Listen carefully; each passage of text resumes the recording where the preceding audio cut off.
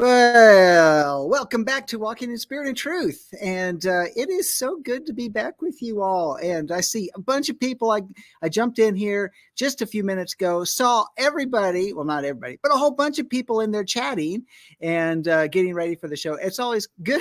It's always great to show up and see, wow, look at all these folks in there. So I want to give a shout out to everybody I see in the chat room so far, Al and Luann and Linda and Terry. And who else do we have in there? Did I miss anybody? Okay, scroll through. Okay, Eddie, Tammy. All right, so it's good to see every one of you guys so far. Checking in. Always love it because you guys are my friends and you're my family, and love hanging out with you. And I wish we could just hang out in person, like a lot more often.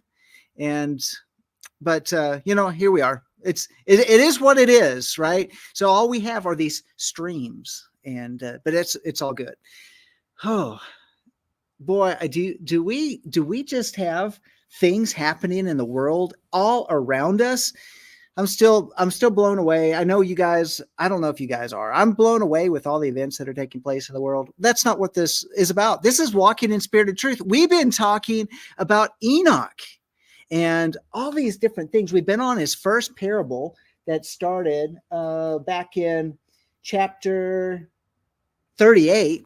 And so we've been going through that. We're going to finish up with, well, y'all willing, we'll finish up with that parable today and possibly even get started into the second parable where, what do you mean parable? Well, he goes into the throne room of the Most High and he gets a download. So, what an amazing thing. You think about Enoch and his journeys. Kind of. Do you remember that book, Pilgrim's Progress? Pilgrim's Progress. Did you ever read that book? And the pilgrim who is making progress and has all of these different experiences. Well, the experiences are parables, but the author is really very good about making this web design of all these different things, of these places and people that the pilgrim comes in contact with through this course, which is really like the course of life. And but it's about this journey that we're all on. Well, Enoch is on a journey, and you're walking this journey with me as we go through this story. But it's like an adventure, and but there's things that are nuggets in there, and there's elements that of just absolute truths that we can find within the scripture from Genesis to Revelation. And I think that's all pretty cool. By the way, just want to throw a little plug in. Life of Worship Ministries. A lot of you are on our YouTube channel right now. But if you're picking this up in the archives over at Lamb Network, you can always join us at Life of Worship Ministries YouTube channel for our Shabbat gatherings. And so we meet at noon on Shabbat Central Time here in Amarillo, Texas. So if you wanted, you could come down and join us live. But if you can't, and you're at some distant location somewhere around, and you want to join us, you can just be part of the chat. Come in. We do our Torah portion at noon. It lasts for a couple hours. Then we have a little hour break as we prepare for the services. And then we have what we call our encounter service. Well, what do you mean encounter service? We encounter each other. Yeah, we do. There's encounters, but not like dating encounters. No, what we really want is an encounter with the Most High.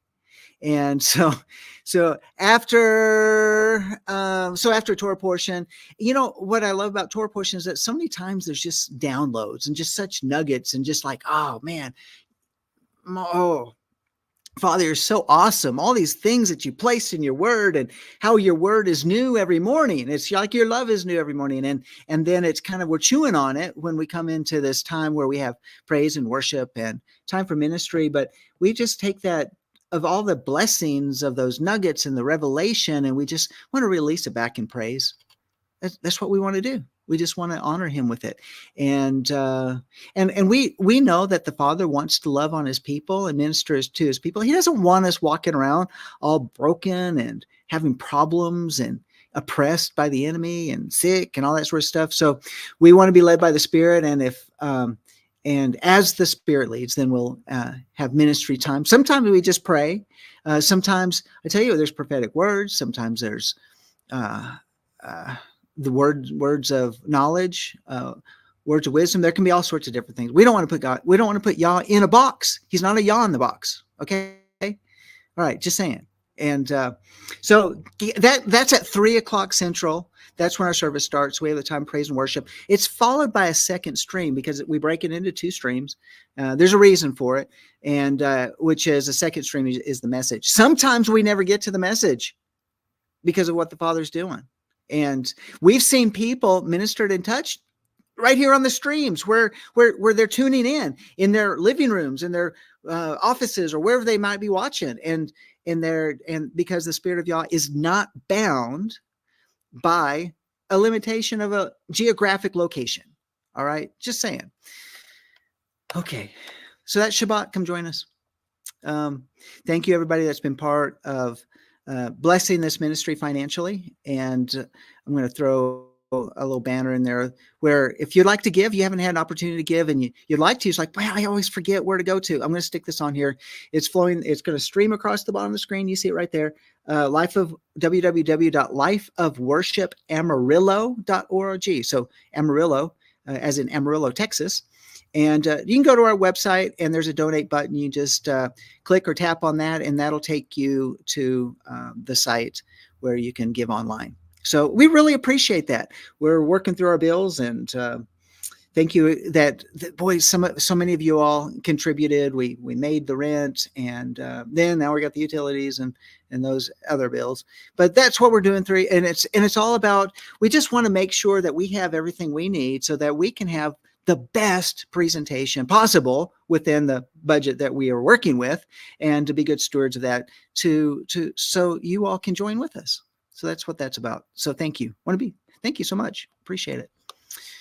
All right. Enoch. Y'all ready for Enoch? I mean, really, seriously, are you ready for Enoch? I am, because I have to. Do y'all? Okay. Who was with us on our encounter service? I want to say it was a minimum of 3 weeks ago, maybe 4 weeks ago. And it was almost like the Spirit of the Lord, the Spirit of Yah, just like arrested me. And what do you mean arrested? Like totally just dropped this download inside of me. I mean, it was a really heavy, feeling of dread and doom, but it was like a prophetic download, like, oh no, type of like, whoa, something is about to happen. Was anybody joining us? It was during the first part of our encounter service on Shabbat, and it was about 3 to 4 weeks ago. And the Father just dropped it into my spirit. I said, y'all, I don't know what's going on, but I just feel this very, very heavy sense. It's almost like dread, like something huge is about to happen. I don't know if it's going to be in a few days, in a week, a few weeks, a few months, next year. I don't know, but it's really, really big. It's really big. And okay, Linda, you remember that. Okay. All right. So it's just not me, right? Okay. And, I don't, with this thing that happened over the weekend over there in Pennsylvania with the president, former President 45. I don't know if that was it. Or if it's even still much larger than that. I feel like it's even something much larger than that. I've been praying about that and just saying, okay, Father, what's up with that? Was that it? Because it was it's really much bigger than we even think it is. It's so easy with our normative bias, normalcy bias, to really just kind of like, oh, whoa. And then we're just like back to business, everyday business again. And so anyway, I think about that. I've just been thinking about that a lot. And so it's like, well, anybody can have a feeling of dread, but I don't know. It was different. It was really different than I've experienced before.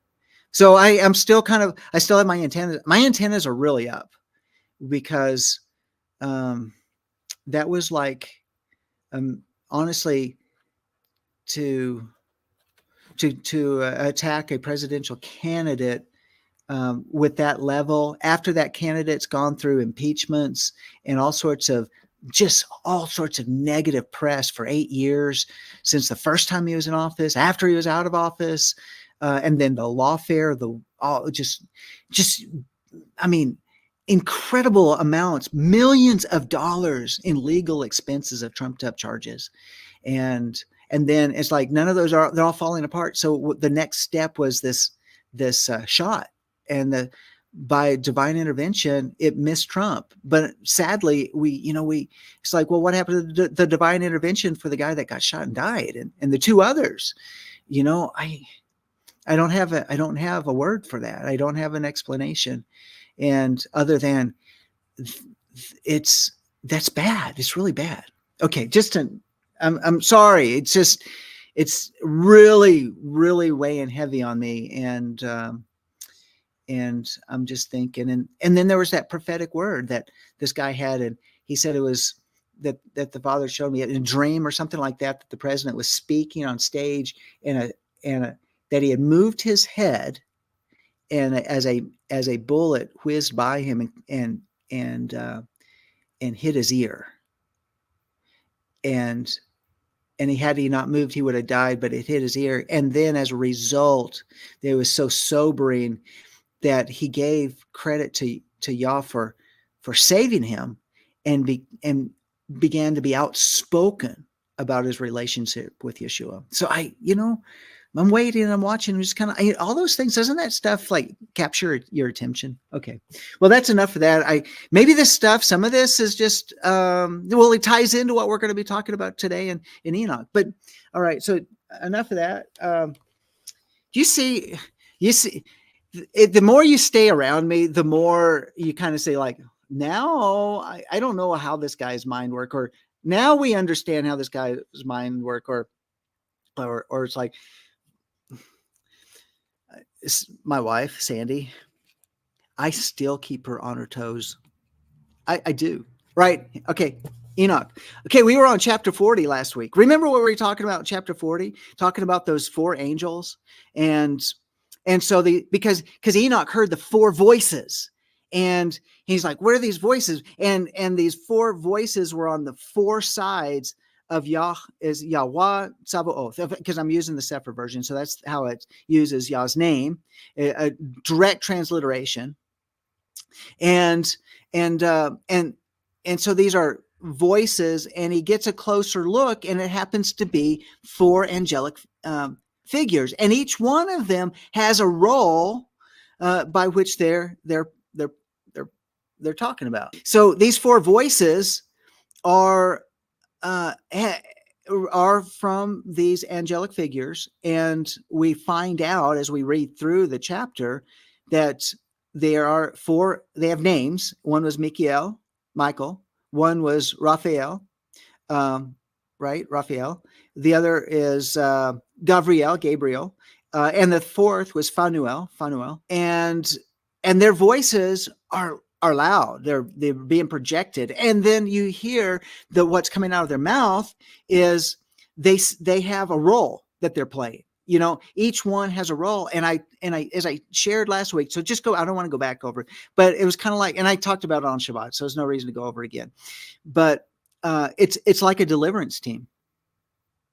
That's what it was. It's like a deliverance team. So I thought that was really cool. So in chapter 41, that's where we're going to pick up this week. And it says, after this, I beheld the secrets of heaven and of paradise, according to its divisions, and of the action of mankind, as they wait it there, in the balance. And we're talking wait, not like waiting, W-A-I-T, but wait it there as in weightiness.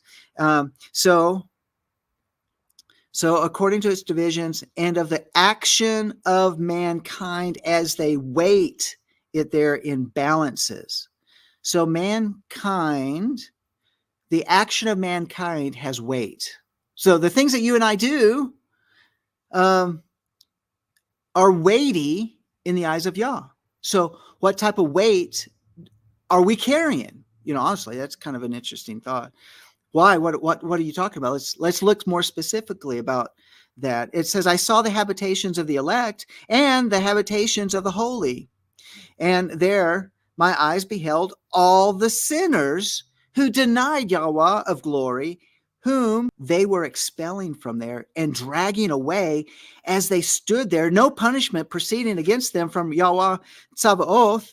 There too my eyes beheld the secrets of the lightning and the thunder and the secrets of the winds, and they how they're distributed, as they blow over the earth, the secrets of the winds, of the dew, and of the clouds. There I perceived the place from which they issued forth and became saturated with the dust of the earth. So, okay, so now it's kind of like he sees a little bit of a shift, but I just want to hit on this point here is that, and I do think I talked about this last week, but I thought what was very interesting was the power of the vision. And I just can't imagine that here are all these sinners that denied Yahweh of glory. It says denied him, Yahweh of glory, Yahweh of glory. I mean, think about that. How one of the purposes that we fulfill here on earth is just to give Yah glory. And it carries much weight. And when one is a sinner, then they are not giving any weight to Yah's glory. And then think about the connection about the word glory, which is in the Hebrew is the word kavod, kavod. And kavod is, I mean, one of the translations of the word kavod is liver, right? The liver, everyone has a liver. And why? Because the liver is the weightiest organ in the human body. And so I don't know how much it weighs, but it's the weightiest. And so glory, when you translate kavod into it's this dimensional meaning into English, spiritual language, it is glory. And glory, therefore, you can connect as the weighty presence of Yah, or that when we are giving Yah glory, it can be measured as a weight. So sinners do not give Yah glory, therefore there's no weight to put in the scales, and therefore there's nothing precious that they've been given in offering to Yah. And so I thought that was kind of an interesting, I mean, that's my kind of how I'm kind of weighing it out and looking at it, weighing it out. There's no pun intended. And so, and it's, and because they offer no weight by their expression of their lifestyle, giving Yah glory through that lifestyle, it says that, that they were being expelled and dragged away as they stood there, no punishment proceeding against them from Yahweh Tsabaoth. There's there's nothing to even, there's just nothing to do. You have nothing in your life that is given any weight. Yeah. So yeah, Al, good verse. Proverbs 28:5, evil men do not understand justice, but those who seek Adonai understand it fully. Did you ever think that in the scales of justice is the weight of the glory that we give Yah? It's something, I think that's good. You just chew on that for a while. So Terry says the liver weighs about 3 pounds, about the size of a football. That's big. It's big. So, and you never know you're carrying it most of your life, unless there's something wrong with it. Okay. All right. That's about the liver. Going on. And so it's kind of like then he changes directions, and he's looking about the secrets of the lightning and the thunder and the winds and as they're distributed and around the earth and below, the secret of the winds. And then it says, verse 3 of chapter 41, there I saw the wooden receptacles out of which the winds become separated. Now let's keep in mind now, this is part of parable 1. Okay. So there are not wooden receptacles holding wind or hail or snow or clouds or anything like that. And there's not like a big, huge, gigantic angel that pours it out and, here comes the hail and pours it out and here comes the wind. No, it's not like that. It's just, he's given language here to say that the wind, the hail, the snow, the clouds, they continue all over the world, and as if they have this initiation point and then they proceed forward. I don't know. It's just kind of an interesting thing because I think about back in the medieval ages. Now, I'm not saying that Enoch was in the medieval ages, but it was almost like because of there must have been such advances in science and technology before the flood, and it was all lost. And then it took another 4,000 years to get to the Middle Ages, and then we start getting into the modern study of science, and uh, and I'm just going to say, the physics, all of the things about physics and all of that fun stuff. Those are all just all different elements that have been put together, hypothesized, and theorems about it. And so I just wonder what's going through the mind of Enoch. I don't know. All right, let's go on. It says, I beheld also the receptacles of the moon, whence they came, whether they proceeded their glorious return, and how one became more splendid than another. I marked their rich progress, their unchangeable progress, their disunited and undiminished progress, their observance of a mutual fidelity by a stable oath. The sun goes out first and completes its journey in obedience to the command of Yahweh Sabaoth. Potent is his name forever and ever. So remember what we talked about a few weeks ago? How all of creation follows Torah? Okay. And yeah, Terry, it's kind of interesting. The version's a little bit different. So the Sefer version is a little bit different. And but it's a receptacle. Just interesting in how the authors the translators, give certain things. But but think about this. What if the moon or the sun disobeyed Yah and did not stay within its proper path? It disunited from its path. Do you realize what havoc it would cause? So, in other words, if it was disobedient to Torah, to the instructions of Yah, it would create much devastation and death and destruction. And remember, we're talking about parables. Yeah, right, Tammy. Chaos.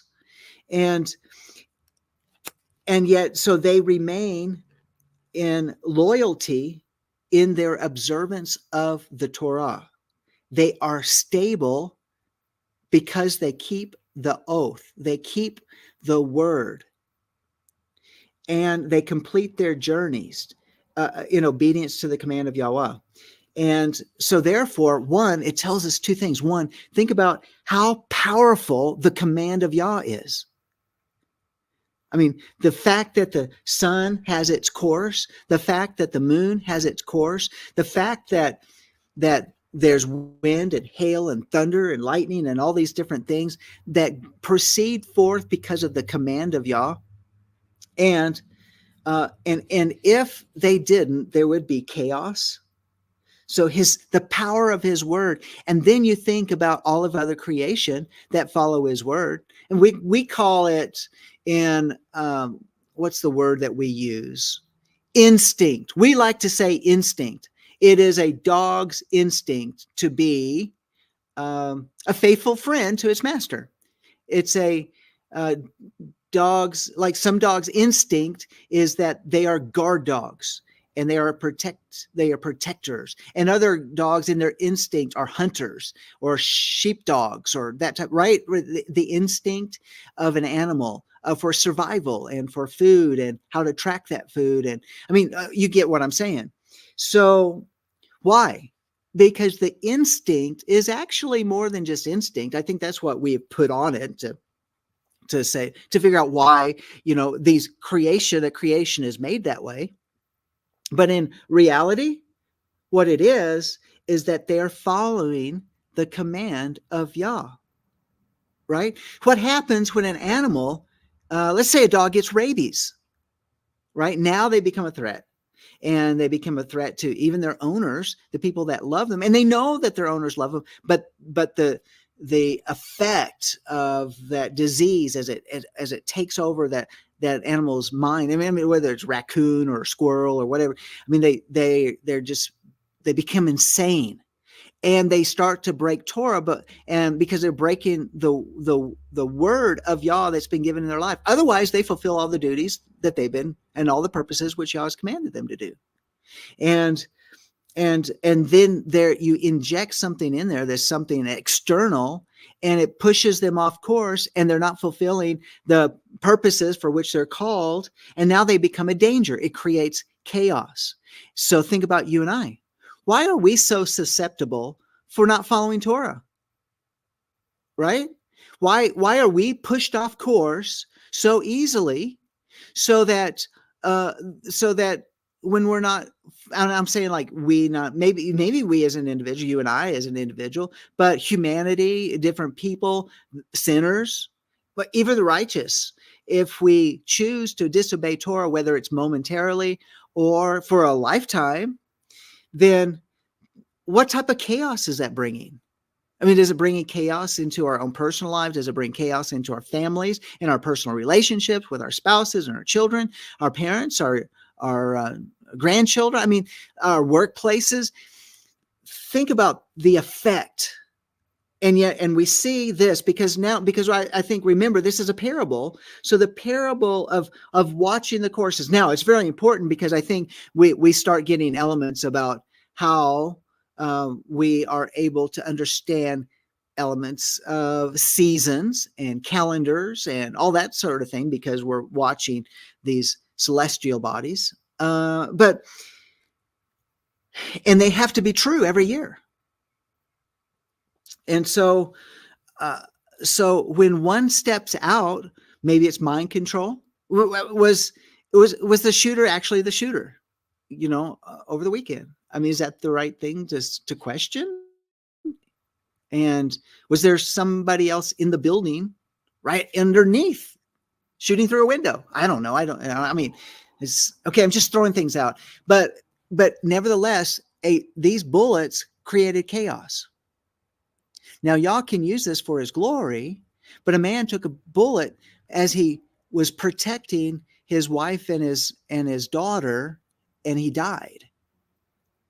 2 other people got shot. That's chaos, right, Luann? Sin is like rabies. It's just that it's rabies like when someone, through psychological operations, manipulations to get on the rooftop and shoot somebody, or that there's this deep, sinister plan of very highly trained snipers. I don't know, but nevertheless, is their conscience so seared that they don't realize the effect of what they're doing and how it's going to affect a lot of people? Those people that were at that rally that day will be changed forever. Anybody that watched it on television or picked it up on the reruns. I mean, I know exactly where I was when I saw it. And probably always remember, just like on 9/11, I remembered when we saw those explosions in the towers. So remember, this is a parable again, and the purpose then, therefore, maybe it's contained in the rest of this chapter. It says, after this, the path that both concealed and manifested the moon, as well as the progress of its path, and they're completed by day and by night, while each one with another looks towards Yahweh Tsabaoth, magnifying and praising without cessation, since praise to them is rest, for in the splendid sun there is frequent conversion to blessing and to malediction. And the course of the moon's path to the righteous is light, but to sinners it's darkness. In the name of Yahweh Sabaoth, who created a division between light and darkness, and the separating the ruachot of men, the spirits of men, strengthened the spirits of the righteous, or the ruachot of the righteous, in the name of his own righteousness. Nor does the angel prevent this, neither is he endowed with the power of preventing it, for the judge beholds them all and judges them all in his own presence. So, okay, that's a mouthful right there. but it did say this. So think about the progress. A lot of times you can bring in the that the son is like the son of, I don't want to pull upon the pagan view of the son as a god or the son of God. And you have the interchangeable word son, son, sun. I'm not saying that at all, but let's say this is a representation of Yeshua because it's a parable. Okay. And he brings light to the earth, which brings life to the earth. And that's what Yeshua did, of course. And it talks about the sun and the moon, and they follow these paths, and to them it's rest. Okay. Well, wasn't there something that is spoken about over in the book of Hebrews about rest? Let's go over there real quick. Hebrews chapter today. That's chapter 3, verse 15. Well, it said today, if you hear his voice, do not harden your hearts as when they provoked me. For who provoked him when they had heard? Indeed, what did they hear? Indeed, did not all those who came out of Egypt, led by Moses? And verse 17, and with whom was he angry for 40 years? Was it not those who sinned, whose bodies fell in the wilderness? And to whom did he swear that they should not enter his rest, but to those who were disobedient? So in other words, they were on a course, but they were disobedient. And so for 40 years, they were disobedient. And so we see that they were not able to enter because of unbelief. Therefore, let us fear lest, that's right. Yeah, thank you, Linda. Going down to 4:1. Therefore, let us fear lest while a promise remains of entering his rest, as any one of you should seem to have come short of it. So what is the rest? It's that word can mean a dwelling place. It can mean an abode. But it is also the word that's used as Shabbat. And so can you think about this? What is it about the sun and its courses that actually lead us to the days of rest, the Shabbats? And so the sun, he's telling us specifically, the sun is he's not striving to perform. The sun's not striving to perform its duties because it's natural for the sun to stay on its course. And so it's natural. It's naturally, and you can draw this in. It is an unnatural thing for us when we're not following Torah. It's unnatural for us. It doesn't feel right, but we don't know that what we're doing doesn't feel right until we enter in and we start following Torah, because now we've stepped out of disobedience into obedience. Now we're no longer sinners, that we find ourselves with no weightiness of glory. Okay? Let's go on a little bit more. So, while a promise remains of entering his rest, any of you, or his entering into his Shabbat. See, they changed it in the English. Because it's directly connected to the Shabbat, about the believer's rest. The believer's rest. Does a believer get any rest on this earth, or does he have to wait until when one is absent from the body to be present with Yah? Is that what we have to do? No, I don't think so. Entering into his rest, any one of you should seem to have come short of it. For indeed, we have had good news preached to us, just as they also, but the word, the Devar, the word, they heard did not profit them, because it was not united by faith in those who heard. Well, how do you unite with faith? Well, he's like, the word was preached by Moses, right? And so how do you know that you believe it? You just start doing it. And that's kind of how Torah works. Is like, well, I don't get it because I was raised in the Western world, so I don't know why I should wear tzitzits and not eat pig or that type of thing, but and keep the Sabbath as opposed to Sunday or church or the feast days and what holidays we want to keep. And so, but uniting it with faith says, well, this is what it says, to be kept as a perpetually throughout your generations. So guess we should do it. And that's faith. That's what faith is. That's the faith of Abraham. It was credited to him as righteousness because what he did. What he did with his son Isaac, but it's but he followed, he put action to what he heard, that is the word of Yah for his life. And he put action to it. And that's what Yah credits to us as faith. I think then perhaps that as we follow and we do fulfill his word by putting action to his words, then that gives him glory. And that's what brings weightiness into our lives. See how that kind of goes full circle? It goes back around. Let's keep reading on here. But the word they heard did not profit them. This is Hebrews 4:2. Because it was not united by faith in those who heard, verse 3, for we who have believed, enter that Shabbat, enter that rest. Just as he has said, as I swore in my wrath, they shall not enter my rest, or they shall not enter my Shabbat. Or shall we say, may enter into even going into the promised land. Going on, it says, although his works were finished from the foundations of the world, for he has said somewhere concerning the seventh day, or the seventh, and Yah rested on the seventh day from all his works. And again, in this passage, they shall not enter my rest. So now he's like, well, how do you know he's talking about Shabbat? Well, this is why. He's pulling it together for us right there. It's kind of like Peter's version of the animals being brought down on the sheet.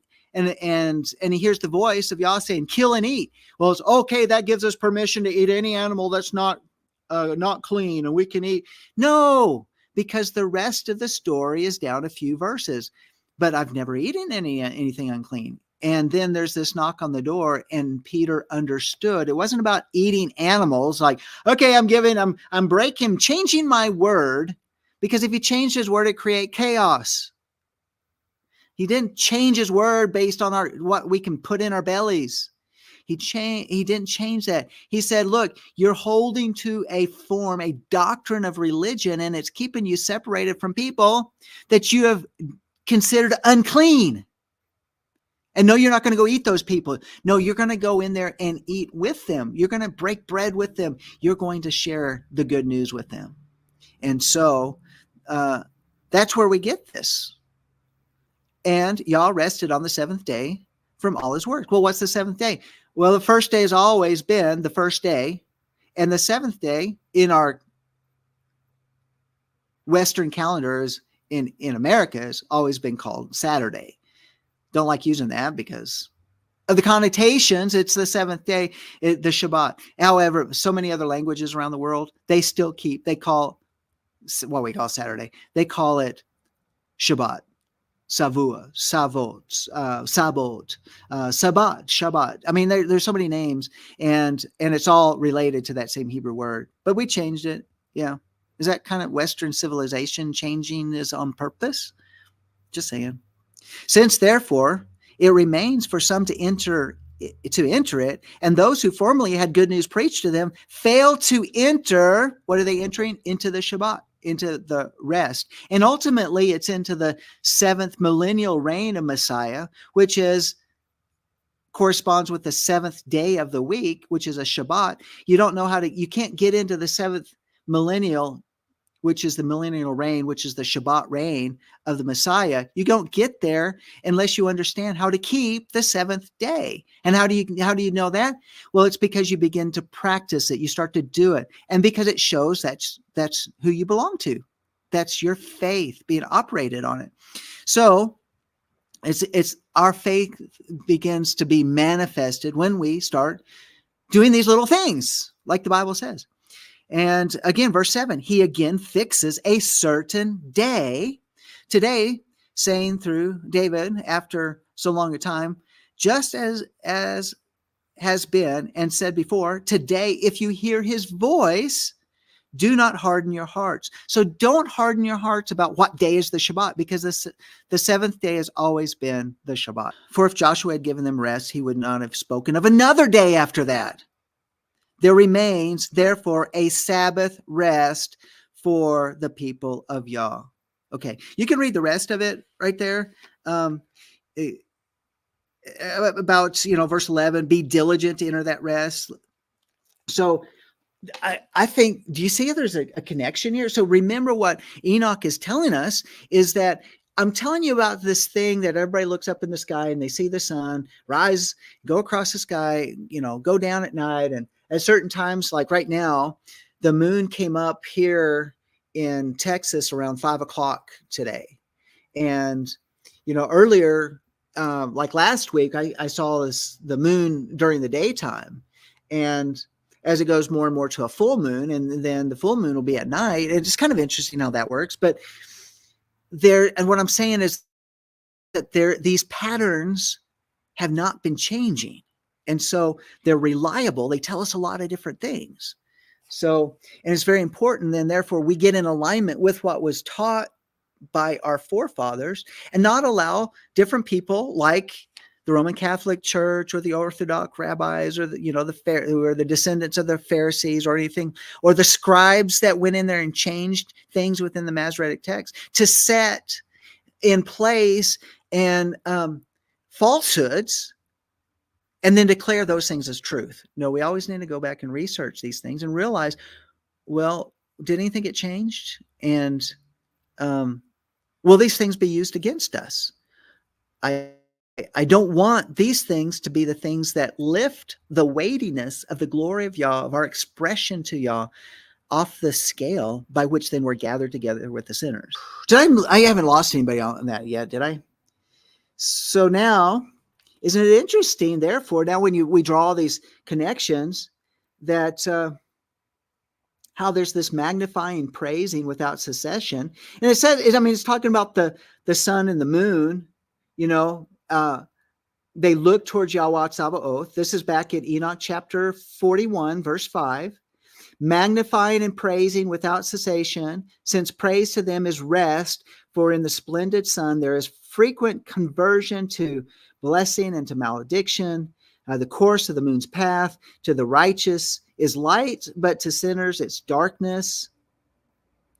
It's the name of Yahweh Sabaoth, who created division between light and darkness, and separating the Ruachot of men, strengthen the Ruachot of the righteous in the name of his own righteousness, nor does the angel prevent this. So think about this. The whole purpose then is it's teaching us a lesson that because of these things that are unchangeable, then let us not be changed because of swayed by the doctrines of men, being tossed to and fro, being double-minded, as it says in the book of James. Let's go there.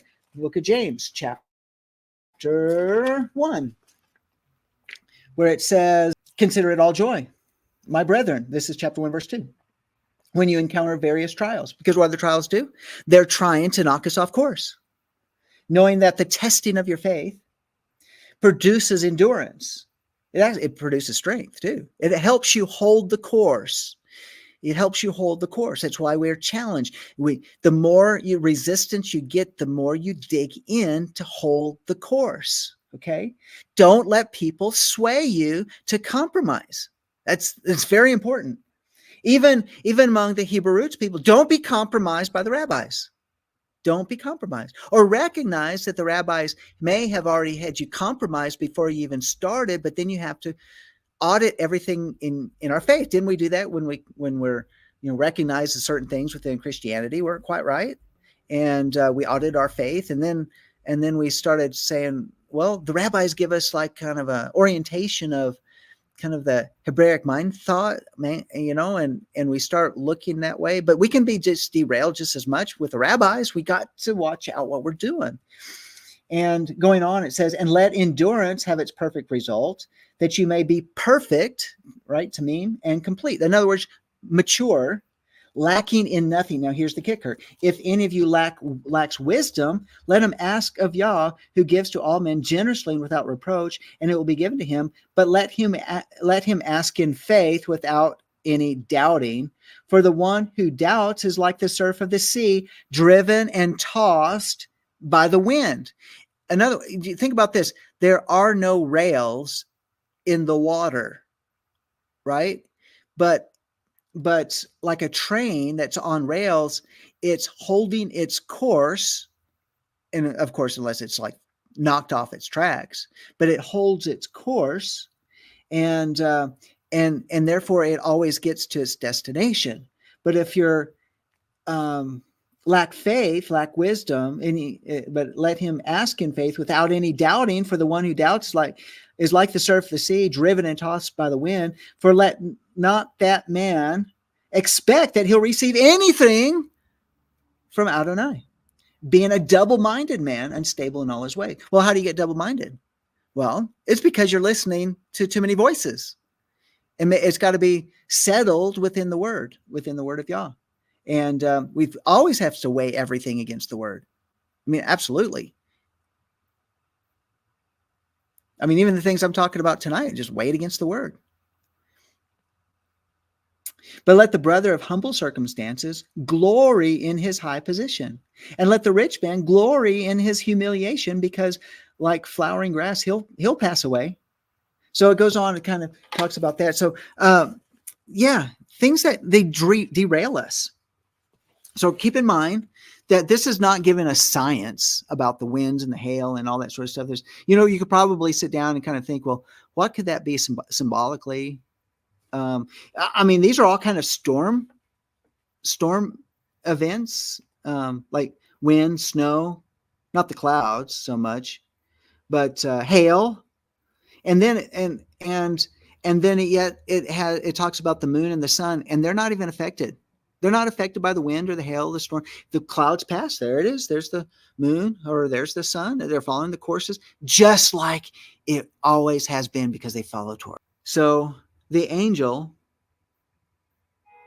that's, in the picture here is making sure that he's not preventing. Did you ever think about that? In terms of, because it was talking about this angelic figure, and that, in other words, they don't get in the way of the word of Yah. So because the instructions have been set, and then because they've been set, the angel is doing his job by not getting in the way, because that would cause confusion or chaos. Maybe like that rabid squirrel. Okay. And it says, for the judge beholds them all and judges them all in his own presence. And then, of course, you know how I love James 4:12, which I'm going to read right now. There is only one lawgiver and judge, the one who is able to save and to destroy. But who are you who judge your neighbor? So, ouch. Because seriously, don't we do that? Yeah, just saying. Sometimes we really, I think about it, it's like, it's so easy to kind of step in that role. And so we have our opinions, and are those opinions kind of pushing the line of being judges over our neighbors? I don't know. We got to be careful. Okay. So, just some thoughts. Okay. Chapter 42, short. It's very short. How much time do we have? Oh, we're running out of time. It is so, okay. Wisdom found not a place where she could inhabit. Remember we did talk about in chapter 38 about this word of wisdom. This is the commencement. There's 37, chapter 37, verse 1. This is the commencement of the word of wisdom, which I received to declare to all who dwell on the earth. Hear from the beginning and understand to the end the holy things which I utter in the presence of Yahweh Sabaoth. So wisdom found not a place where she could inhabit. Her dwelling, therefore, is in heaven. Wisdom went forth to dwell among the sons of men, but she obtained not a habitation. Wisdom returned to her place and seated herself in the midst of the angels. But iniquity went forth after her return, who unwillingly found a habitation, and resided among them as rain in the desert and as a dew in a thirsty land. That is really, really interesting, because remember what we just read over in James? And you could pull up a lot of different verses on wisdom. You know how wisdom is is often like over in Proverbs talks about wisdom is like a woman, um, and it gives it's you can draw the parallels of Torah, how Torah is like. But isn't it interesting in James chapter 1 where it said, if anyone lacks wisdom, ask in faith without any doubting. So why do we ask for wisdom? Because wisdom doesn't dwell in the earth. Wisdom comes from above. Because and isn't it so? Remember, this is all part of parable number 1. And so you think about that. Is wisdom supernatural? Isn't there, like, you think about the spirits of Yah. Some call it the 7 spirits of Yah, but when you actually count them up, there's 6. And then you see one is Yeshua, but they're all Yeshua. But anyway, that's over in Isaiah. And so it says, wisdom found not a place where she could inhabit, so she dwells in heaven. But guess what dwells on the earth? And it says, iniquity went forth after her return, who unwillingly found a habitation and resided among them, so like mankind, as rain in the desert and as dew in a thirsty land. In other words, why is it that mankind really didn't want wisdom? So wisdom didn't have a place to reside. So wisdom returns to the place where the angels are. And yet iniquity didn't want to come and live in the earth. But it had such a reception. It was so abundant. It was like rain in the desert and dew in a thirsty area. So another thing about that, I mean, iniquity, it's everywhere, right? Because mankind doesn't want to keep Torah. Mankind doesn't want to keep the instructions of Yah. What is sin?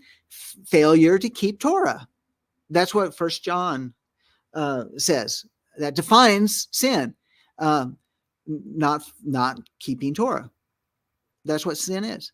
And so out of that comes iniquity. Iniquity, just like, I don't want to be here.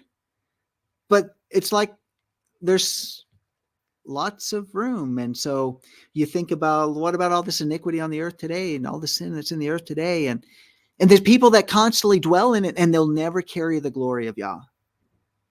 And therefore they carry no weight. And because iniquity has a home. But if we lock iniquity out, and then we invite wisdom in, wow, now we're talking about real shifts and real changes, and changes within us personally, in our families, in our congregations, in our communities, et cetera, et cetera. And so it's kind of an interesting little twist and concept that given a personality to wisdom, like a characterizing as if it's almost like has its own personage, and as well as iniquity. I beheld another splendor, chapter 43, and the stars of heaven I observed. He called them all by their respective names, and they heard. In a righteous balance, I saw that he weighed out with their light the amplitude of their places, and the day of their appearance, and their conversion. Splendor produced splendor, and their conversion was into the number of the angels and of the faithful. Then I inquired of the angel who proceeded with me and explained to me secret things, what their names were. He answered, a similitude of those has Yahweh Sabaoth shown you. They are the names of the righteous who dwell upon the earth, who believe in the name of Yahweh Sabaoth forever and ever. So think about that. So you get another part of the parable is the fact that they're, in this vision, in this parable, they're like these shining lights, shining stars, whatever you want to call them, but it's like you and I carrying light. So that's where I want to be. We're out of time.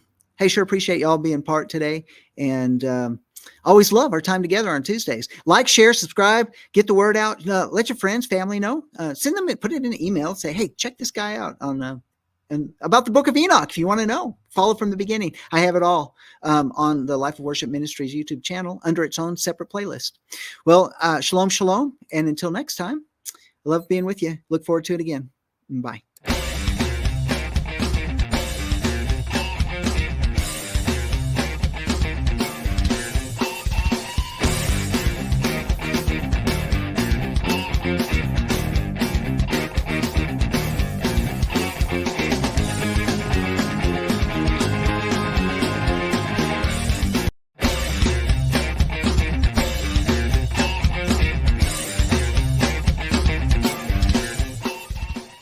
If you missed today's show or want to watch it again or want to tell someone where they can watch this episode, go to lambnetwork.tv where you will find this show and all the other live Lamb show archives in the on-demand section of the website.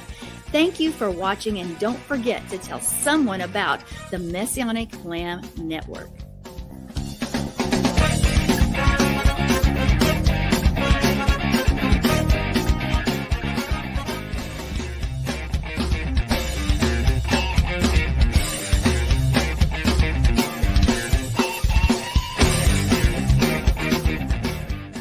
We are richly blessed to bring you what we believe is the fullest, most diverse, yet up-to-date progressive teachings, discussions, and prayer programming you can find anywhere on this planet.